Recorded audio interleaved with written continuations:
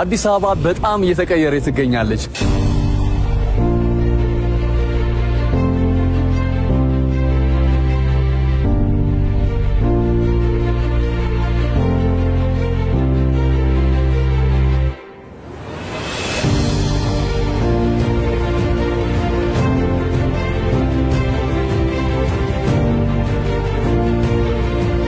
ፒያሳን ደግሞ እንደምታዩት እንደዚህ ያሸበረቀች ትገኛለች። ቀጣይ የቢዝነስ ሴንተር ለመሆን ደግሞ ዝግጅቷን እያጠናቀቀች የምትገኘው ፒያሳ ላይ ነው የምንገኘው። እንግዲህ ቢዝነስ ለማድረግ ሲያስቡ እንግዲህ የተለያዩ ነገሮችን ያጠናሉ።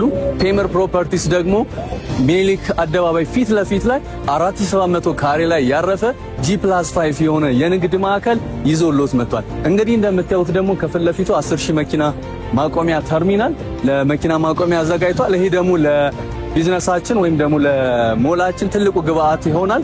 10000 መኪና ማቆሚያ ያለው ሲሆን 8000 መኪና እንኳን ያቆማል ብለን ኤክስፔክት ብናደርግ ከ8000 ደግሞ 5000 የተለያየ ጉዳይ ገጥሞት ሌላ ቦታ ላይ ቢሄድ 3000 ወደ ሙሉ የመግባት ፕሮባቢሊቲው ሰፊ ይሆናል ማለት ነው። ሌላው ደግሞ ትልቁ ግብአት ይሄ የምንመለከተው የአድዋ ድል መታሰቢያ ከሀገር ውስጥም ያሉ ከሀገር ውጭም ያሉት ለመጎብኘት በሚመጡበት ጊዜ ደግሞ ሞሉን የማየት ትልቅ አድቫንቴጅ ይኖራቸዋል ማለት ነው። መርካቶ አቤል ባላለው የቴምር ፕሮፐርቲስ የሽያጭ አማካሪ ነኝ። ቴምር ፕሮፐርቲስ እኔ ወደ እዚህ ሴክተር ከገባ 7 አመት ሆኖታል በታማኝነትና በጥራት። በእነዚህ 7 አመት ውስጥ እንግዲህ ወደ 6 የሚሆኑ ፕሮጀክቶችን ገምቶ አስረክቧል። አሁን ደግሞ የተለያዩ ሳይቶችን ይዘን መተናል። ከነዚህም ውስጥ ደግሞ በመሃል ከተማ ፒያሳ ላይ የንግድ ሱቆችንና የመኖሪያ አፓርትመንቶችን ይዘን መተናል። ፒያሳ ላይ ባለ 5 ወለል የሆነ 2 ቤዝመንት ያለው የንግድ ማዕከል ነው ይዘን የመጣ ነው። አፓርትመንቶች ደግሞ ፒያሳ ላይ ሊሴ ገብረ ማርያም ትምህርት ቤት ጀርባ ላይ ከባለ 1 እስከ ባለ 3 መኝታ የመኖሪያ አፓርትመንቶችን ይዘን መተናል። በሌሎች ሳይቶች ላይ ደግሞ ወደ አያት አካባቢ እና ወደ ሶማሌ ተራ አካባቢም ደግሞ ሌሎች ሳይቶችንም እንደዚሁ እንዳማራጭ ይዘን መተናል። ቴምር ፕሮፐርቲስ ያው እንደ ድርጅት በዋነኝነት ታርጌት አድርጎ እየሰራ ያለው ነገር ምንድነው? በጥራትና በፍጥነት ገንብቶ ባለበት ጊዜ ለነዋሪዎቹ ማስረከብ ነው። ሌላ ግን በዋነኝነት ግን ቴምር ፕሮፐርቲስን ልዩ የሚያደርገው ነገር ምንድነው? ከወለድ ነፃ ያከፋፈል ሁኔታዎችን ማመቻቸታችን ነው። ቴምር ፕሮፐርቲስ እንደ ፕሮፐርቲስ ወይም ደግሞ ምናልባት እዚህ ሀገር ላይ ባልተለመደ መልኩ አዲስ ነገር ይዞ ለመምጣት የሞከረው ምንድነው? ይሄ ንግድ ማዕከል ምናልባት ዱባይ ላይ ምናምን የምናያቸውን አይነት የስትራክቸር የያዘ ነው። በአይነቱም ለየት ያለ ነው። ለሞላችን ደግሞ ትልቁ ግብአት የሚሆነው ደግሞ አንደኛው የከፊት ለፊታችን የሚሰራው 10000 መኪና ያቆማል ተብሎ ኤክስፔክት የሚደረገው የመኪና ማቆሚያ ተርሚናል አለ። እንግዲህ ይህ ተርሚናል ላይ ያው 10000 ተብሎ 10000 ሰው ያቆማል ብለን ኤክስፔክት አናደርግም። ምናልባት 8000 ሰው እንኳን ቢያቆም ኢዚሊ አክሰስ ማድረግ የሚችሉበት ገብተው ሞሉን ሳይጎበኙ መውጣት የማይችሉበት ሁኔታዎች አሉ። ሌላው ደግሞ ትልቁ ግብአታችን አድዋ ሙዚየም ነው። አድዋ ሙዚየም ላይ የተለያዩ ዲያስፖራዎች ይመጣሉ።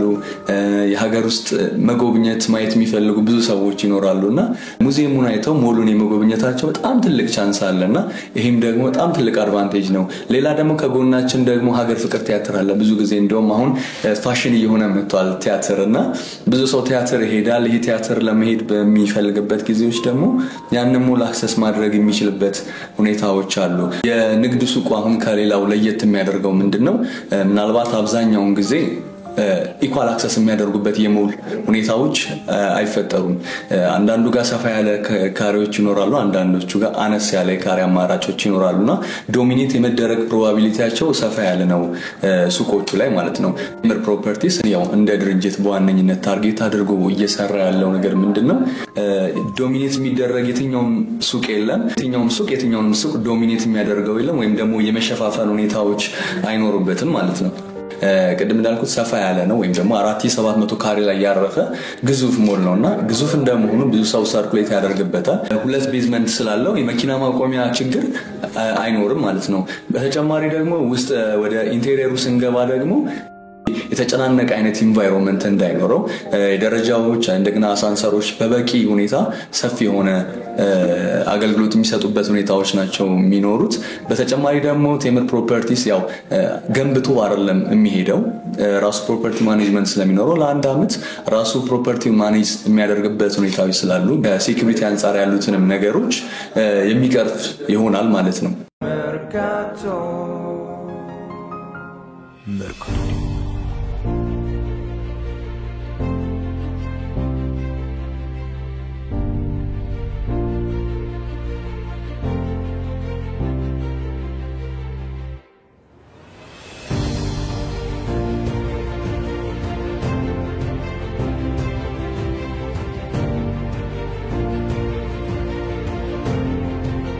ፒያሳን መልሶ ለማቋቋም አንድ አመት ከ6 ወር ብቻ ቀረ ይለናል ቴምር ሪል ስቴት ፒያሳ ሚኒሊክ አደባባይ ፊት ለፊት ላይ G+5 የንግድ ማዕከሎችን እየገነባን የምንገኝ ሲሆን በዎኪንግ ዲስታንስ ርቀት ላይ ሊሴ ገብረ ማርያም ትምህርት ቤት ጀርባ ከባለ 1 እስከ ባለ 3 መኝታ አፓርትመንቶችን ይዘንሎት መተናል በዙሪያው ምን አለ የሚለው ነገር ስንመለከታቸው በስተቀኛችን ማዘጋጃ ይኖራል ያው ፍለክታችን ደግሞ እንደምታዩት የአድዋ ድል መታሰቢያ ይኖራል በስተግራ በኩል ደግሞ እንደምታዩት 10000 መኪና ማቆሚያ ተርሚናል ይኖራል ማለት ነው ከሳይቱ ደግሞ ዳይሬክት አጠገቡ ላይ ደግሞ የሀገር ፍቅር ቲያትር ይኖራል ኢሚዲየትሊ ደግሞ እዚሁ ከሳይታችን አጠገብ ደግሞ የቴጌጣይቱ ቤተ መጻሕፍት እዚሁ እናገኛለን ማለት ነው እንግዲህ እዚህ 4700 ካሬ ላይ የሚያርፈው ላይ G+5 የንግድ ማዕከል ላይ ከ3.9 ጠቅላላ ክፍያ ወይንም ደግሞ በ900 ሺህ ብር ቅድመ ክፍያ ብቻ የሱቅ ባለቤት መሆን የሚችሉበትን ሁኔታዎችን አመቻችተናል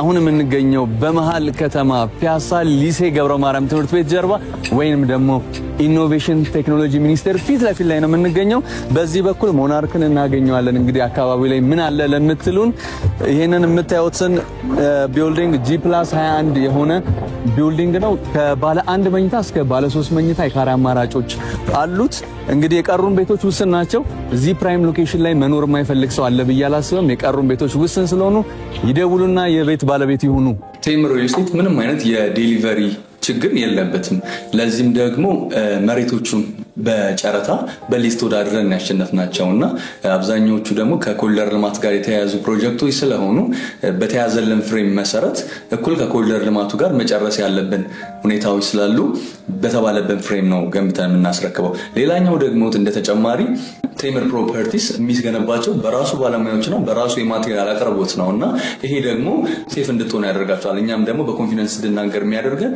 እነዚህ ነገሮች ናቸው ማለት ነው ቴምር ፕሮፐርቲስ አብዛኛውን የማህበረሰብ ክፍል ያጠቃልለ ወይም ደግሞ ተች የሚያደርግ የአከፋፈል ሁኔታዎችን ነው ያመቻቸ ያለው ለምሳሌ እንዴት ነው የዝቅተኛውን የማህበረሰብ ክፍልና መካከለኛውን የማህበረሰብ ክፍል በማይጎዳ መልኩ 10% ብቻ ቅድመ ክፍያዎችን በማስከፈል ላይ እንገኛለን ማለት ነው ምንድነው ቅድም እንደነገርኩ ቅድመ ክፍያዎች 10% ናቸውና 10% ከፍሎ ቀሪውን በረጅም አመት እስከ 3 አመት የሚከፍሉበት ያከፋፈል ሁኔታዎችን አመቻችተናል ከዛ በተጨማሪ ደግሞ ከ15 እስከ 18 ዙር መክፈል የሚችሉበት ያከፋፈል ሁኔታዎች ስላለ የትኛውም ከስተመር ለመክፈል ይሄ የተጨናነቀ ወይም ደግሞ የተጣበበ ሁኔታዎች አይፈጠርም ማለት ነው ዋጋ ልዩነቶች ይኖራሉ የዋጋ ልዩነቶቹ ግን የሚኖሩት በምን አይነት ሁኔታዎች ናቸው በፍሎር ነው የሚሆኑት ማለት ነው ከግራውንድ ጀምሮ እስከ 5ኛ ፎቅ ድረስ ነው 900 ሺህ ብር ቅድመ ክፍያ ብቻ ከፍለ አጠቃላይ ክፍያው ደግሞ 3,900,000 ብር